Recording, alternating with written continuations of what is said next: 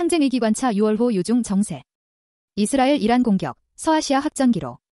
이스라엘이 6월 13일 새벽 전투기 200여 대로 핵시설 포함 이란의 군사목표물 100여 곳을 공격했다. 네타냐후 이스라엘 총리는 영상성명에서 이스라엘은 일어서는 사자 작전을 개시했다면서 지난 몇 년간 이란은 핵폭탄 구기를 만들 수 있는 고농축 우라늄을 생산했다. 이란 핵무기 프로그램의 심장부, 나탄즈의 주요 농축시설, 핵무기 개발에 참여하는 이란 주요 핵과학자 등을 공격했다고 열을 올렸다. 이란 수도 테헤란 여러 곳에서 큰 폭발음이 울렸고 여성, 어린이 등 다수가 사망했다. 이란 이슬람 혁명 수비대 고위 간부 여러 명과 핵과학자 등이 숨졌다. 하메네이 되고 지도자의 최측근 이란 최고 국가안보회의장 샴카니가 공습에 중상을 입었다는 보도도 나왔다. 이란은 즉각 대응에 나섰다. 이스라엘군에 따르면 같은 날 이란은 이스라엘을 향해 100대 이상의 전투 형무인 항공기를 출격했다. 이스라엘군은 영토 밖에서 UAV를 요격했다. 이란은 서아시아 중동에서 가장 방대한 UAV 전력을 보유하고 있다. 하메네이는 이스라엘이 그 어느 때보다 악랄한 본성을 드러냈다며 가혹한 응징을 경고했다. 이란 정규군참모부는 쿠두스 예루살렘을 점령한 테러 정권이 모든 한계선을 넘었다며 이 범죄에 맞선 대응엔 한계가 없다고 목소리를 높였다. 미는 이스라엘의 단독 행동이었다며 선을 그었다.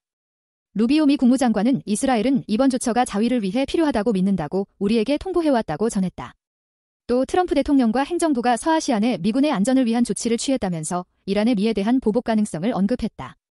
6월 21일 미군이 이란 핵시설 3곳을 타격했다. 트럼프 미 대통령은 자신의 소셜미디어에 포르도 나탄즈 이스파한 등 이란의 세계 핵시설에 대한 매우 성공적인 공격을 완료했다. 모든 항공기는 현재 이란 영공을 벗어났으며 주공격 대상인 포르도에 폭탄을 완전 투하했다고 밝혔다. 보도에 따르면 미군은 벙커버스터 폭탄 GBU 관통 폭탄을 투하했다. 앞서 이란 편입판단위원회 위원 레자에이는 이란의 모든 농축 핵물질을 안전한 장소로 옮겼다고 언급했다. 미국은 외교 채널을 통해 이란의 자신들은 단지 공격만을 계획하고 있으며 테헤란의 정권 교체를 추구하지 않는다는 의사를 전달했다. 아락치 이란 외무장관은 미국의 공격이 광범위한 결과를 초래할 것이라며 이란은 자기 방어권을 행사할 권리를 보유하고 있다고 목소리를 높였다. 한편 호세인 전독일 주재 이란 대사는 이스라엘은 이란을 상대로 10일간의 군사작전을 실패했을 뿐만 아니라 패배 직전까지 몰렸다. 이스라엘이 위기에 처하지 않았다면 미국은 개입하지 않았을 것이라고 분석했다. 5월 10일 미의 중재 논란 속에 인도, 파키스탄 간 무력 충돌이 일단락됐다.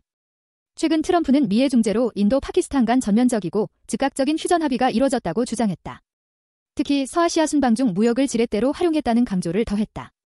반면 인도 외교부는 휴전 합의가 양자 간에 도달한 것이라면서 트럼프의 중재 주장을 부인했다. 인도 미 최고위급 대화에서도 무역 문제는 전혀 논의되지 않았다는 입장이다. 인도 내에서 인도, 파키스탄 간 분쟁이 고조되는 동안 쿼드의 침묵에 대해 문제의식을 드러냈다.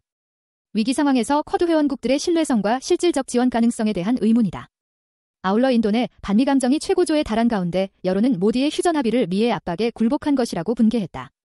한편 트럼프의 인도, 파키스탄 재연계 시도는 부시 행정부에서 시작된 분리 정책의 후퇴로 미 인도 전략적 파트너십에 심각한 타격을 줄 수 있다는 관측이 돌았다.